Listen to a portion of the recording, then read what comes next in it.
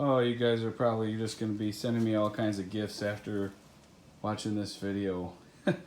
So, this is Razor E300, and everyone says, you know, you can't get to pump up the wheel.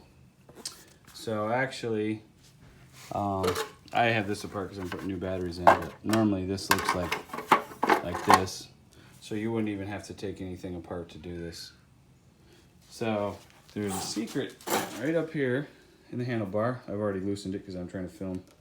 Pull it out, and there's this. Wiggle it, put that back, and there's a contraption. And then, like I said, that doesn't need to come off, but I'm just moving it so I don't knock it over.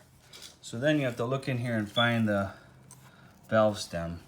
Well, this will move. You can actually spin this gear around. You see this hole? And you do that until you line up the wheel. Oh, see? Right there's the valve stem. And then you take this, put it in here, and screw it to the valve stem, which I can't do right at the moment. And then you take your air chuck from your compressor and fill it up, just like that. And you don't have to take apart anything to do that.